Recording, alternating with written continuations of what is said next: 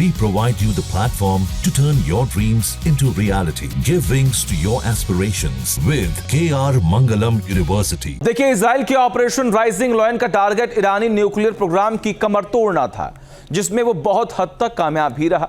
14 परमाणु वैज्ञानिकों की मौत, तेहरान से नतांज तक मौजूद एटॉमिक फैसिलिटी पर भीषण हमला कर क्या इजराइल ने अपना मकसद पूरा कर लिया है?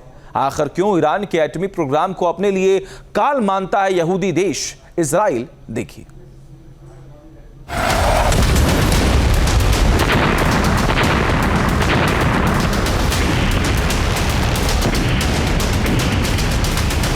तेल अवीव पर ऑपरेशन 2 प्रॉमिस 3 को अंजाम देने के बाद ईरान के हौसले बुलंद हैं। 13 जून को इजरायली हमले के जवाब में ईरान ने अपनी मिसाइलों का रुख इजरायली शहरों की तरफ मोड़ दिया।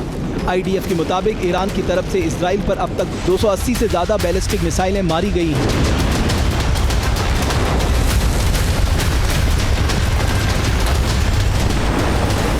वहीं इजराइल का दावा है कि उसके हमले में ईरान का खामनेई निज़ाम घुटनों पर आ गया है।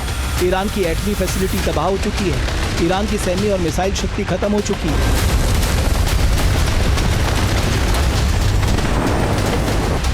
इस बारूदी वार पलटवार के दावों के बीच माना जा रहा है कि ईरान के एटमी इनरिचमेंट प्लान और नए सेंट्रीफ्यूज लगाने के मिशन के जवाब में इजराइल ने यह हमले को अंजाम दिया है।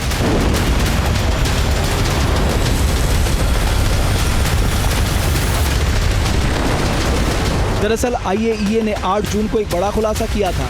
इंटरनेशनल एटॉमिक एनर्जी एजेंसी ने अपनी रिपोर्ट में दावा किया था कि ईरान ने चुपचाप परमाणु बम बनाने की दिशा में आगे बढ़ते हुए कई विस्फोट किए हैं। इस कथित रिपोर्ट के बाद से ही इजराइल ने हमले की प्लानिंग शुरू कर दी थी। इससे पहले भी कई बार इजराइल ईरानी एटॉमिक फैसिलिटी पर हमला कर चुका है।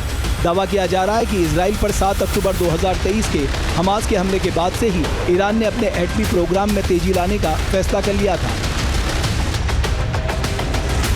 इजराइल को जब इसकी भनक मिली तो उसने हमले का प्लान तैयार कर लिया। मौजूदा हालात में इजराइल के हमले के बाद आशंका जाहिर की जा रही है कि ईरान इसका तीखा जवाब देगा, जो एटमी युद्ध में तब्दील हो सकता है।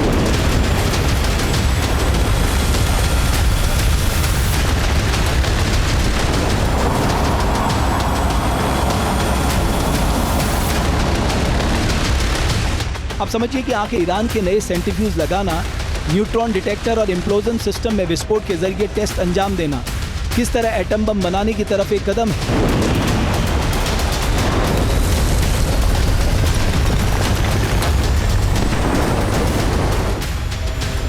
सेंट्रीफ्यूज ऐसी मशीनें होती हैं जिनका इस्तेमाल परमाणु ऊर्जा संयंत्रों में इस्तेमाल के लिए या एटम बम के इस्तेमाल के लिए यूरेनियम के संवर्धन में किया जाता है।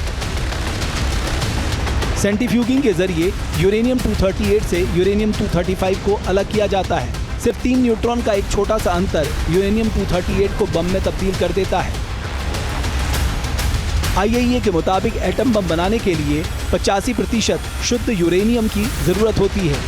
IAEA की जुलाई में आई रिपोर्ट के मुताबिक ईरान 83.3% संवर्धन यूरेनियम हासिल कर चुका है। मतलब ईरान को एटम बम बनाने के लिए सिर्फ 1.7% संवर्धित यूरेनियम और चाहिए। IAEA की कथित रिपोर्ट में तो यहाँ तक दावा किया गया है कि ईरान के पास कम से कम 9 बम बनाने लायक तकनीकी प्लानिंग और डिजाइन तैयार है। आप समझिए कि ईरान के पास एटम बम बनाने के लिए कितनी मात्रा में यूरेनियम है। दरअसल एक परमाणु बम बनाने के लिए 23 किलो यूरेनियम 235 की जरूरत होती है, जबकि दावा किया जा रहा है कि ईरान के पास 142 किलो यूरेनियम 235 का भंडार है। संयुक्त राष्ट्र की परमाणु निगरानी एजेंसी IAEA की गोपनीय रिपोर्ट के मुताबिक ईरान के पास 60% तक शुद्धता का 182.3 किलोग्राम संवर्धित यूरेनियम है। एजेंसी ने रिपोर्ट में 26 अक्टूबर तक ईरान के पास संवर्धित यूरेनियम भंडार 6,604 किलोग्राम होने का अनुमान लगा है।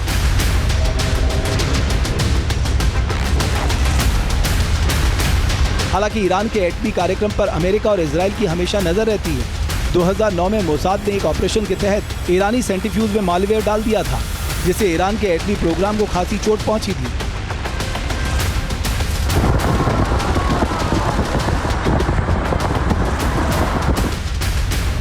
इस बीच दावा किया जा रहा है कि ईरान परमाणु अप्रसार संधि यानी NPT से बाहर निकलने के लिए एक विधेयक तैयार कर रहा है।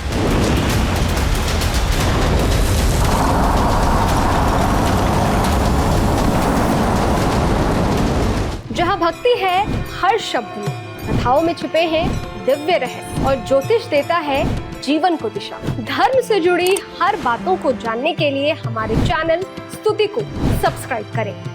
चैनल पर जाने के लिए इस लिंक पर क्लिक करें।